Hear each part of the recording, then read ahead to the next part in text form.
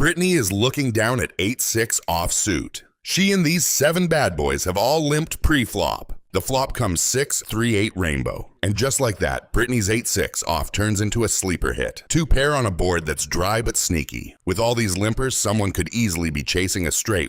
Peter leads out for $500 with top pair top kicker, but Britney bumps it to $2,200 with top 2 pair. And suddenly, this hand goes from a stroll to a sprint. Dr. H says no more discounts and ships it for his all-in, which is just $3,700. With just middle pair and backdoor draws in an 8-way pot, it's a very bold move, especially into a raise and a bet. Kind of feels like a tilt play, to be honest. Please call. All right, I take it back. Now you can raise.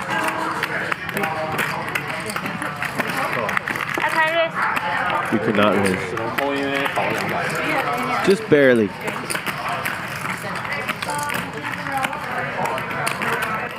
No one raises to Dr. H's all-in, which suggests everyone is sitting on some kind of draw. The 8 of spades hits the turn, and suddenly, this table turns into a minefield. Britney's rocking the full house, 8s over 6s. But Mike X just quietly leveled up with 3s full of 8s. 2 full houses on the same board, and neither one knows they're in a slow-motion car crash. River will be an 8. Peter checks, probably thinking he's still ahead with trip 8s. But what he doesn't know is that he's not just behind. He's in 3rd place on his own highlight reel. Everyone looks relaxed on the outside, but this turn card just started a quiet war. Mike X checks and attempts to slow play a full house, not knowing the innocent girl next to him is holding a stronger full house. She bets $5,000, hoping Peter and Mike X have exactly what they have. Peter just calls, taking his time and hoping to gather some extra clues from Mike X's next move. He's not ready to commit fully yet, but he's definitely keeping his eyes peeled. Mike X is counting his chips, calculating the value of that full house. Then, with a deep breath, he raises to $15,000, thinking it's a value bet. But Britney isn't backing down. In an instant, she fires back with an all-in for $25,000. Peter takes a long pause. After about 3 minutes of intense thought, he finally folds his trip 8s, recognizing that his hand just isn't good enough. It's a tough fold, but it is the right one. Mike X calls and Britney quickly flips over her cards, showing him the nasty cooler. Now, it's all up to the river. Twice we've seen people go broke in limp pots. Schwan is looking down on pocket 9s. Dylan opens to $150 with King Jack suited. Classic live open that leverages position, plays well multi-way, and keeps dominated broadways in. LA Dylan 3 bets to $400 with Ace-8 suited. A light but sound squeeze that blocks the strongest 4 bets, takes initiative, and retains playability when called. Schwan cold calls with pocket 9s in the small blind versus a wide squeeze and a single open. Set mining is priced in, and 9s also realize well on many flops. Dylan closes the action by calling King Jack suited, doesn't want to 4-bet and face a jam. It realizes equity cleanly in position. Schwan checks her underpair on a paired 2-diamond board. Leading folds worse and isolates better. Dylan checks in the middle 2 overcards but no diamond and sandwiched between ranges, so pot control is best. LA Dylan stabs $500 into a multi-way pot. That bet folds a chunk of ace-highs underpairs, charges diamond draws, and keeps his C-bet range balanced with some bluffs. Schwan calls. 9s beat a lot of LA Dylan stabs and can improve. Raising mostly turns her hand into a bluff versus better 10s flush draws. Dylan lets it go. No diamond, poor visibility. The 3rd diamond lands and an overcard to Schwan's 9s arrives. Schwan checks again, keeping her range uncapped and avoiding getting blown off equity by a check raise. From her seat, LA Dylan's flop stab can include many single diamond floats. Forcing those to fire again has value. LA Dylan checks back, very disciplined with Ace-8 no diamond. His turn barrel would target mostly stronger hands and invite check raises from Schwan's diamond holdings. Checking preserves showdown value versus busted floats and protects his range for when she does show up with slow-played flushes. 4 diamonds on board plus straights complete. Ranges compress and many 1-pair hands hate life. Schwan leads for $2,895. Really? I played this so bad then. Britney has been challenging Peter all night. And now that she is looking at an ace-jack offsuit in her hand, he fired a pre-flop raise with pocket 8s. But let's see if she will challenge him this time. And does Chris want to escalate this pre-flop war? Ludacris takes some time to decide whether to pursue the Queen 5 of spades. But at last, he decides that he is on this poker table to test his luck and calls Peter's 4-bet.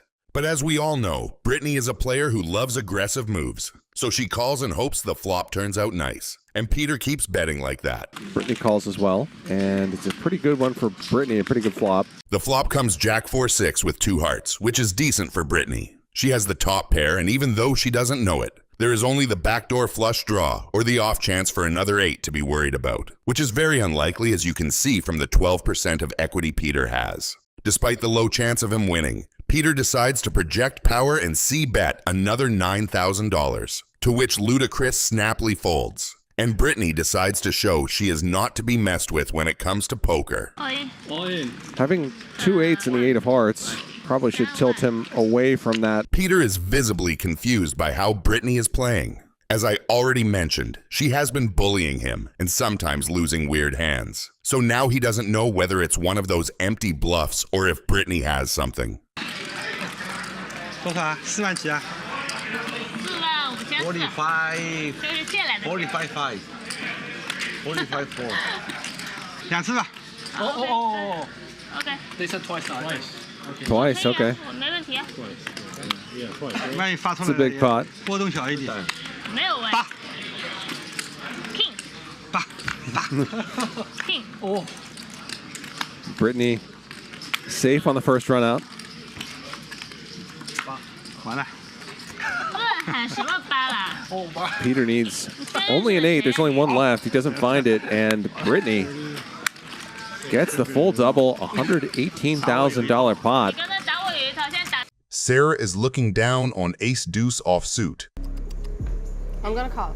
She limps the button with her hand being super under-repped, super annoying to play against, because it's technically garbage, but it blocks top pair, and it can still make nutty stuff. Me and Mrs. Finland right now, heads up. I believe it's Ms. I'm sorry, Miss Finland.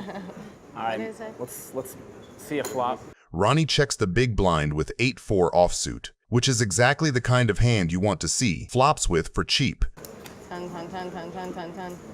Ronnie hits bottom pair. Nothing special on paper, but in a blind versus limp pot bottom pair is actually real equity. You're ahead of all the ace highs, gutter balls, and random floats. He leads 15K, and that lead is important. He's saying, I have something, I'm not just surrendering. You have something? Yes, I do. I believe you. I believe you. She instantly bumps it to 30K.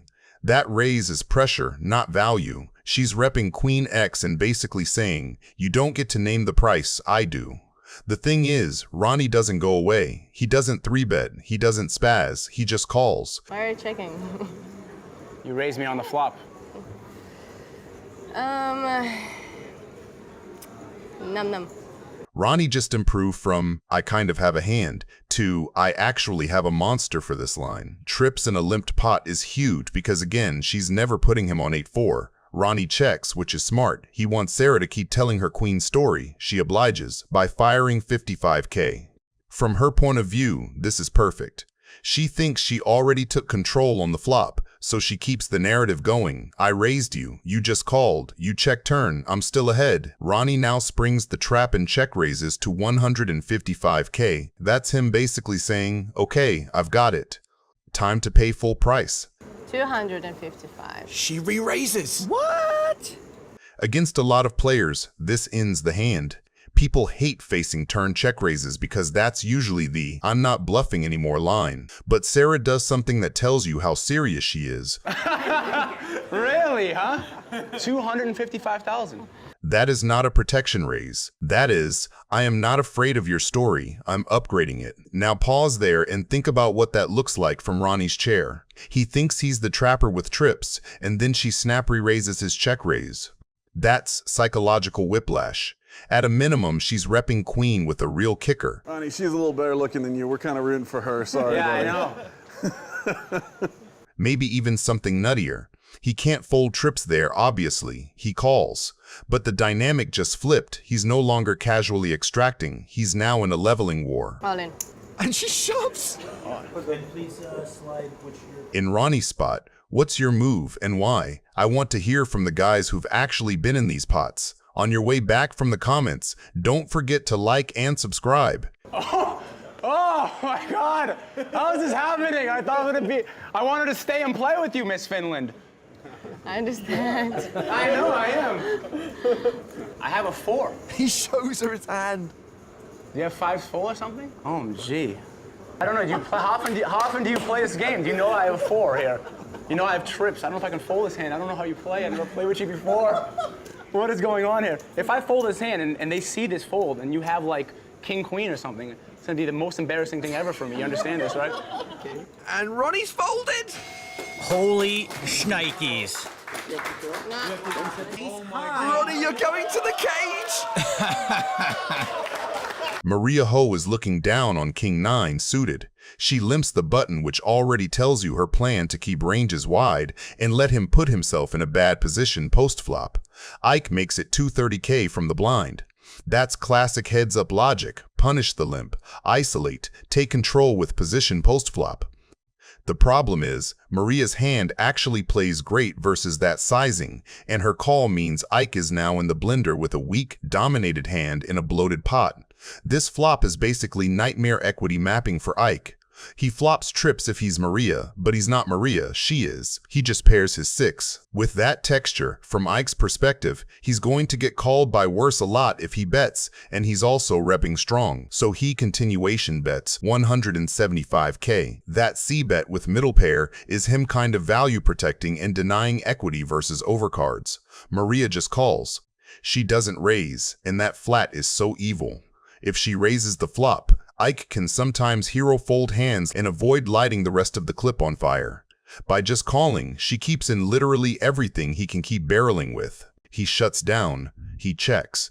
That check is him saying, okay, maybe I don't need to blast with just a 6 here, let's control. Maria bets 310K into that check. That sizing is nasty because it forces Ike to start making real decisions with a bluff catcher, and it continues the story that she could just be stabbing after he gave up on the king. From Ike's point of view, her line still looks super wide. She can absolutely be floating with air and now trying to win it. So Ike calls. The river pairs the 6.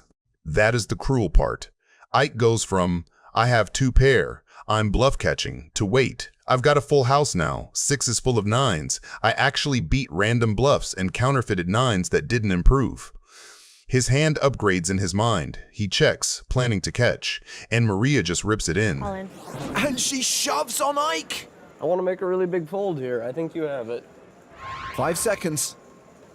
Yeah, okay. Time to look either real smart or real dumb. Ugh, that was gross.